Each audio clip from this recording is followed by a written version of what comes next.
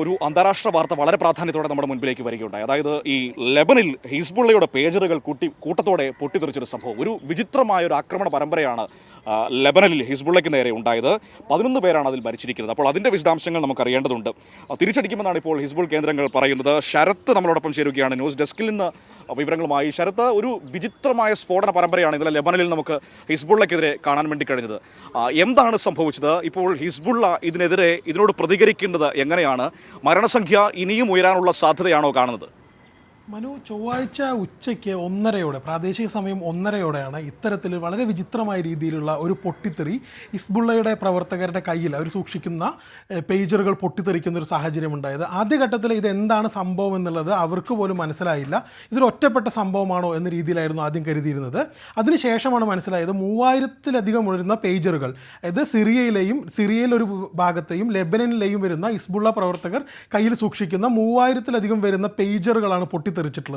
ഈ പൊട്ടിത്തെറി വലിയ ആഘാതമാണ് ഹിസ്ബുള്ളയ്ക്ക് ഉണ്ടാക്കിയിട്ടുള്ളത്. ഹിസ്ബുള്ളയുടെ 11 പ്രവർത്തകർ കൊല്ലപ്പെട്ടു എന്നാണ് പറയുന്നത്. ആ 11 പേരിൽ ഒരു ബാലിക കൂടി ഉണ്ടെന്നാണ് പറയുന്നത്.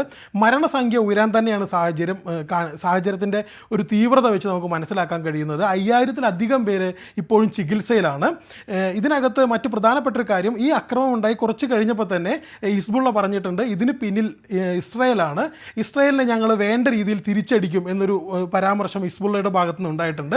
എന്നാൽ ഇത് സംബന്ധിച്ച് ഇസ്രായേലിൻ്റെ ഭാഗത്തു നിന്ന് യാതൊരു രീതിയിലുള്ള അഭിപ്രായങ്ങളും വന്നിട്ടില്ല. അത് ഞങ്ങളാണ് ഉത്തരവാദിത്തം ഏറ്റെടുക്കുക, അത്തരം കാര്യങ്ങളൊന്നും വന്നിട്ടില്ല. എന്നാൽ അമേരിക്ക പറഞ്ഞിട്ടുണ്ട് ഇത് തങ്ങളുടെ അറിവോടുകൂടിയോ സമ്മതത്തോടു കൂടിയോ തങ്ങളുടെ പങ്കാളിത്തത്തോടു കൂടിയോ നടത്തിയ ഒരു സംഭവമല്ല, തങ്ങൾക്ക് ഇതിനെക്കുറിച്ച് കൂടുതൽ അറിയില്ല എന്നാണ് പറയുന്നത്.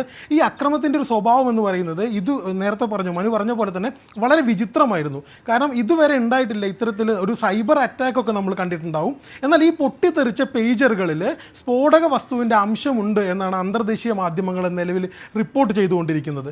അത്തരത്തിൽ അന്തർദേശീയ മാധ്യമങ്ങൾ റിപ്പോർട്ട് ചെയ്യുമ്പോൾ ശ്രദ്ധിക്കേണ്ട ഒരു കാര്യം, മാസങ്ങൾ നീണ്ട ഒരു തയ്യാറെടുപ്പിൻ്റെ ബാക്കിയായിട്ടാണ് മൊസാദ് ഇത്തരത്തിലൊരു മിഷൻ അല്ലെങ്കിൽ ഹിസ്ബുള്ളയ്ക്കെതിരെ ഇത്തരത്തിലൊരു അറ്റാക്ക് നടത്തിയിട്ടുള്ളത് എന്നാണ് മനസ്സിലാക്കുന്നത്. അതായത് ഈ പേജറുകൾ നിർമ്മിക്കുന്ന ഘട്ടത്തിൽ തന്നെ ഇത്തരത്തിലുള്ള സ്ഫോടക വസ്തുക്കൾ അതിൽ ഒളിപ്പിക്കുകയും ഉച്ചയ്ക്ക് 1:45 പ്രാദേശിക സമയം 1:45 കൂടിയിട്ട് ഈ 3000-ഓളം വരുന്ന പേജറുകളിലേക്ക് ഒരു പ്രത്യേക സന്ദേശം വരികയും ചെയ്യുകയാണ്. ഈ സന്ദേശം എന്ന് പറയുന്നത് ഒരു എക്സിക്യൂഷൻ കോഡ് എന്ന രീതിയിലാണ് പറയുന്നത്. ഈ സന്ദേശം വരുന്നതോട് കൂടിയിട്ട് ഈ പേജറുകൾ പൊട്ടിത്തെറിക്കുകയാണ്. അതിൻ്റെ ദൃശ്യങ്ങൾ നമ്മൾ കണ്ടിട്ടുണ്ടായിരുന്നു. സൂപ്പർ മാർക്കറ്റിൽ സാധനങ്ങൾ വാങ്ങിക്കൊണ്ടിരിക്കുന്ന ആളുടെ പോക്കറ്റിൽ നിന്ന് പൊട്ടിത്തെറിക്കുന്നു, വേറെ കാറിൻ്റെ അടുത്ത് നിൽക്കുന്ന ഒരാളുടെ പോക്കറ്റിൽ നിന്ന് പൊട്ടിത്തെറിക്കുന്നു. ഇത് ആദ്യഘട്ടത്തിൽ എന്താണ് എന്നുള്ളത് ഹിസ്ബുള്ളയ്ക്കോ അല്ലെങ്കിൽ ഇതുമായി ബന്ധപ്പെട്ട ആളുകൾക്കോ മനസ്സിലായില്ല. ഇതൊരു ഒറ്റപ്പെട്ട സംഭവമാണെന്നാണ് ആദ്യം കരുതിയത്. അതിനുശേഷമാണ് ഇത്തരത്തിൽ ഹിസ്ബുള്ള ഉപയോഗിക്കുന്ന പേജറുകളിലാണ് 3000-ഓളം വരുന്ന പേജറുകളിൽ ഇത്തരത്തിൽ ഒരു സ്ഫോടനം നടന്നു, ഒരു വളരെ സംഘടിതമായി നടന്നൊരു സ്ഫോടനമാണ് എന്ന കാര്യം ഹിസ്ബുള്ളയ്ക്ക് തന്നെ ബോധ്യപ്പെട്ടത്. ഈ ഹിസ്ബുള്ള പേജറുകൾ ഉപയോഗിക്കുന്നതിന് പിന്നിലും ഒരു പ്രധാനപ്പെട്ട ഒരു കാര്യമുണ്ട്. ഈ ഹിസ്ബുള്ള മൊബൈൽ ഫോണുകൾ ഉപയോഗിക്കുന്നില്ല. പേജറുകൾ എന്ന് പറയുന്നത് കുറച്ച് ഔട്ട്ഡേറ്റഡ് ആയിട്ടുള്ള പഴകിയ സംവിധാനമാണ്, വാർത്താവിനിമയ സംവിധാനമാണ് നമുക്കറിയാം.